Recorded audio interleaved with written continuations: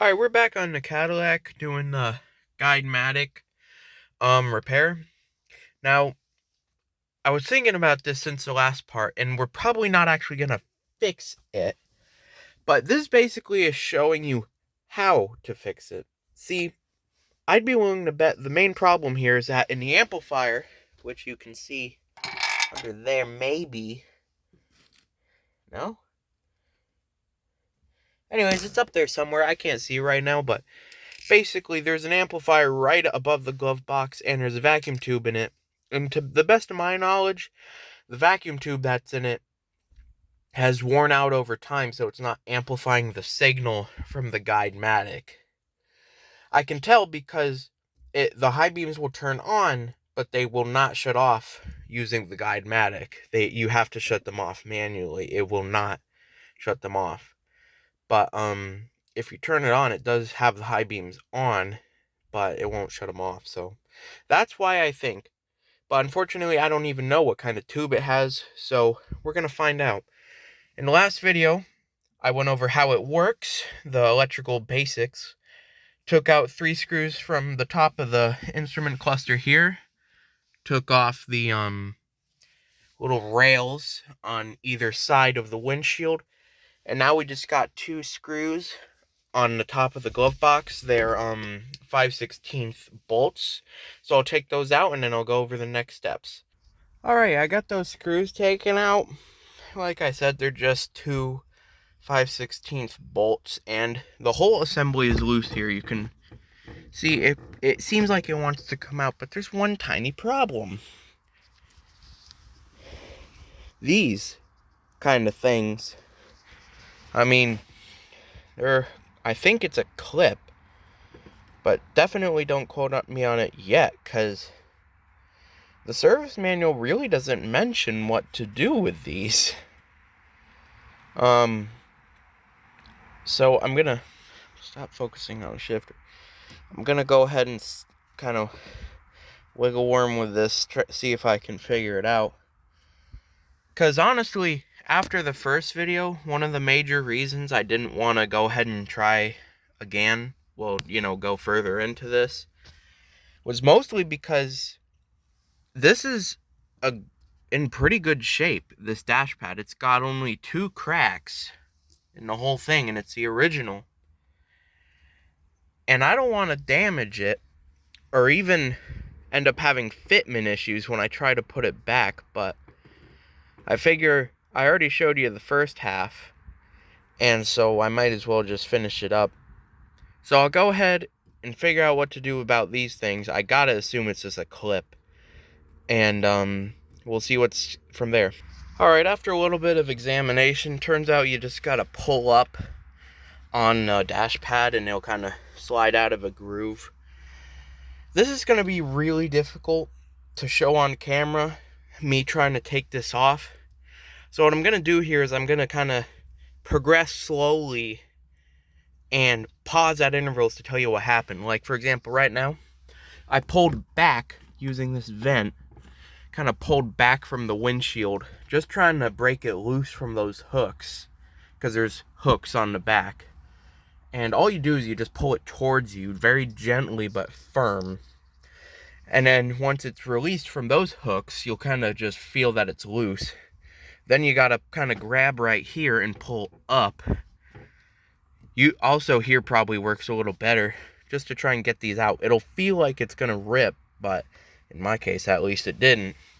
Now I'm gonna try it with this other one. I already got this one moving a little bit, but I didn't pull it all the way out yet, so we're gonna see. And I'll pause once I get to the next step. Turns out these aren't even slide clips. They just happen to have multiple positions, probably for fitment on different bodies. They're just clips. Guess you just gotta pull them out. This is what I'm really struggling with, because it kind of looks like it's trying to rip the vinyl apart. Man, this camera kind of sucks, but kind of looks like it's trying to rip the vinyl. And I don't want that to happen, so we're going to be real delicate with this. Just kind of wiggle jiggle, see if we can get that out of there. Ended up using a screwdriver. You can just slide it in here, twist it, and it pops out pretty easy. I'll go ahead and show you the dash pad condition afterward. But now we're gonna go ahead and the whole thing is loose basically. It's still hooked on this side, yep. Whole thing is loose. Now what we're looking for here, we're gonna have to lift it straight up. There's gonna be a connector here for this little map light, and there's a connector on the bottom side of the Guide-Matic. We're gonna have to find the pigtails and disconnect them.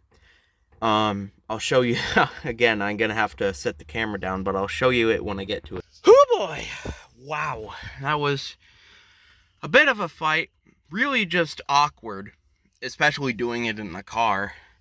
So, for the map light, you're gonna have this connector, and it's gonna be buried, like, deep. You're gonna have to follow the wire, dig your hand in there, then you'll pull it up and disconnect it. If you're doing this for the first time in 60 years, like this car, that thing is gonna be stubborn. Then for the Guide-Matic, there's gonna be a wire coming straight off it, straight to the back. You'll just be able to pull it straight out. It's just it is a 3-pin connector, but it's in the shape of a barrel. So yeah, but this here is the amplifier I was talking about. Turns out I was looking on the wrong side of the glove box. Go figure. But so this is the amplifier. Now give me 1 second. Alright, so we're over here now. All my secret papers in the glove box. Well, not secret, who cares, but anyways, here's the amplifier we're looking for, and there's the vacuum tubes I was talking about. Of course, you know, it's not really the correct way to do it. Just us guessing and assuming what is broken. But unfortunately, not a lot of troubleshooting in the manual. Basically, the manual assumes that, because if you look at the owner's manual, if you own it, the service manual, I mean, every condition it lists, it states that it's turning on, you know, it's turning the headlights off just at the wrong times is what it seems to be saying in the manual. There's a couple that it says it's not working at all, but it doesn't say much is what I'm saying over here. And this has been daily driven for at least 127,000 miles. I mean, it's been a while. And I know that at least a good portion of that was night driving. So I gotta assume this thing has been used. So what we're going to do now is we're going to go ahead and take these 2 screws out. No, it's just 2 screws. So we just take these 2 screws out. They're just 5/16 bolts. Again, we got to access it from the glove box. Probably could have done this without taking the dash panel off, really, looking at it. But we did it this way because we like to do things the hard way. Plus, hell, if anyone wants to just learn how to take the dash pad off, well, now you know. It's really easy. You can access all sorts of goodies. Like, look at this stuff. All wires. I actually got to fix the light bulb for this light switch because it's the only bulb that's out. Go figure, huh? But yeah. So, alright, we're going to take those 2 screws out. Do that real quick, and I'll get back to you. Just jumping in real quick. There's a 3rd screw. I can't really see it very well, but you can when I put you under here, I think. See here. Aha, here it is. That's the 3rd screw. It's just another 5/16. Alright, so here we are. We got the amplifier kind of in a position where we can work with it. Now these wires on the side here, they are not disconnectable that I can see right now. They don't have a pigtail connection down the line. They go at least to the bottom of the dash and then run along the bottom. More than likely to the there's a relay down there, not the one on the floor. There's another relay. But yeah, actually that might be what this red wire is for. But anyways, what we really need to do here is we're gonna be going ahead, taking this screw off and this screw off. Now those aren't 5/16, they're 1/4 inch, I believe. But I'll give you the correct size. Let me just grab my socket real quick. Here, alright. Well, if I could not drop it, that'd be pretty cool. There we are. Is it quarter? Yep, 1/4 inch. So it's just 2 1/4 inch bolts. This will take off this shield here. And yeah. And then I'll get to you on the vacuum tubes, what type they are. I really hate that I have to keep setting down the camera, but using a ratchet one-handed, especially this really not impressive Harbor Freight one that I just have to set the camera down. I'm sorry, guys, but I'll be right back. I'll tell you what type of tubes these are, and I'll give you some tips on vacuum tube safety. Okay, this did the opposite of what I was intending it to. It just took off this little bottom piece here. I mean, okay, whatever. It doesn't really matter because either way, we got access to what we need to.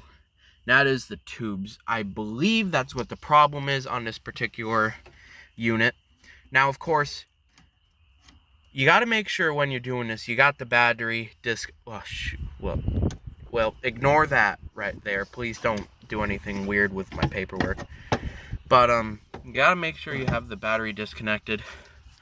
And ideally, don't do this where it's just kind of sitting there. But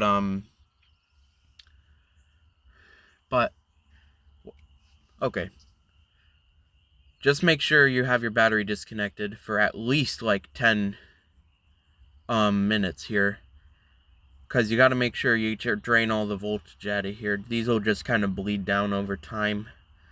I've dealt with vacuum tubes a lot, not just on cars, mostly not on cars actually, and I've never had them zap me or anything crazy, you know, but these can store dangerous voltages that can kill you, so you got to be careful here. Just make sure you don't have your arm resting on the ground while you're messing with them, more than likely. Well, actually, more like, whatever. Just be careful. Don't be stupid. I'm kind of an idiot. You shouldn't take a lot of advice from me, but I'm just showing you a basic how to do it. So we're going to take these two out, just see what type of tube they are, you know, the model number, and just give them the quick and dirty rattle test. Rattle them, see if there's any looseness on the inside. That's not a good way to determine if they're bad, but it'll give